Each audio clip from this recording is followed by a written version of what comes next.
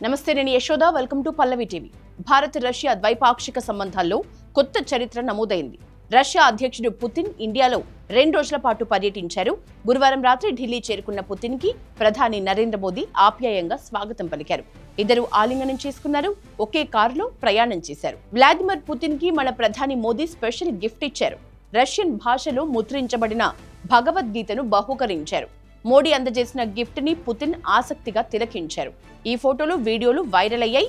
Putin కి మోదీ ఇచ్చిన బహుమతి గురించి ప్రపంచ వ్యాప్తంగా మీడియా ప్రముఖంగా కథనాల్ని ప్రసారం చేసింది. రష్యన్ ప్రెసిడెంట్ పుతిన్ కి భగవద్గీత పుస్తకాన్ని బహుమతిగా అందించారని ప్రధాని మోదీ సోషల్ మీడియాలో పెట్టిన పోస్ట్ లో స్పష్టం చేశారు. ప్రపంచ వ్యాప్తంగా ఉన్న మిలియన్ల మందికి గీతా సారం మార్గనిర్దేశం చేస్తుందని అన్నారు. మోదీ ఈ బహుమతినే ఎంచుకోవటం వెనుక చాలా పెద్ద నేపథ్యం, ప్రత్యేకత ఉన్నాయి. భగవద్గీత అనేది హిందువుల పవిత్ర గ్రంథం. మహాభారత యుద్ధం ఆరంభంలోనే ధర్మ సంరక్షణ, దుష్ట శిక్షణ, శిష్ట రక్షణ గురించి శ్రీకృష్ణుడు అర్జునుడికి బోధించాడు. మనిషికి అద్భుతమైన జ్ఞానాన్ని అందించే పరమ పవిత్రమైన వేదోపనిషత్తు మన భగవద్గీత. అందుకే ప్రస్తుతం భగవద్గీత పుస్తకాలు ప్రపంచ వ్యాప్తంగా అమ్ముడవుతున్నాయి. రష్యాలో 2011లో భగవద్గీతను నిషేధించారు. దాదాపు 15 సంవత్సరాల క్రితం సైబీరియాలోని టామ్స్క్ నగరంలో ఒక కేసు నమోదైంది. ఇది అప్పట్లో భారతదేశంలో రాజకీయ ప్రకంపనలు సృష్టించింది. ఇస్కాన్ ప్రచురించిన Bhagavad Gita as it is Russian అనువాదంపై స్థానిక అధికారులు అభ్యంతరం వ్యక్తం చేశారు. దానిని తీవ్రవాద సాహిత్యం అని పిలవటానికి ప్రయత్నించారు. ఆరోపణలు చాలా తీవ్రంగా వచ్చాయి.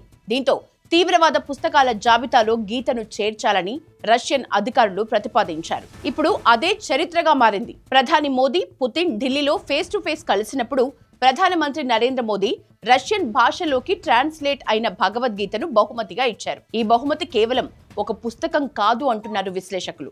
గతంలో నెలకొన్న అనుమానాలు తొలగిపోయాయని, 2 దేశాలు మునుపటి కంటే బలమైన నమ్మకం పునాదిపై నిలబడ్డాయనే సందేశం ఇచ్చారని చెప్తున్నారు.